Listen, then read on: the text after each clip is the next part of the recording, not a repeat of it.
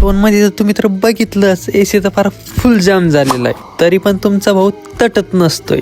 काम तर एकदम परफेक्टच करणार आपण. त्याच परफेक्शन साठी सगळे पार्ट सुट्टे करून घेतले, जेणेकरून एक एक पार्ट एकदम व्यवस्थित क्लिनिंग करता येतील. आणि आपण सर्व्हिसिंग ही जेट पंपनी करत असतो, कारण जेट पंपनी आपल्याला पाहिजे तेवढा प्रेशर भेटतो आणि काम एकदम क्वालिटी होत असतं. फ्लोअर क्लिनिंग करताना मला त्याचा कलर आधी ब्लॅकच वाटला होता, पण क्लिनिंग झाल्यानंतर कळलं त्याचा ओरिजिनल कलर हा ब्ल्यूच आहे. तर तुम्ही आता विचार करू शकता की काम किती क्वालिटी झालंय. आउटडोर पण फुल जाम होता, आउटडोरची पण सर्व्हिसिंग एकदम व्यवस्थित करून घेतली. आणि इनलेट टू आउटलेटचा पाईप हा पहिले ह्या खिडकीत नव्हता, त्याला तिथून शिफ्ट करून एकदम स्ट्रेट बाहेर आणून कनेक्ट करून टाकलं.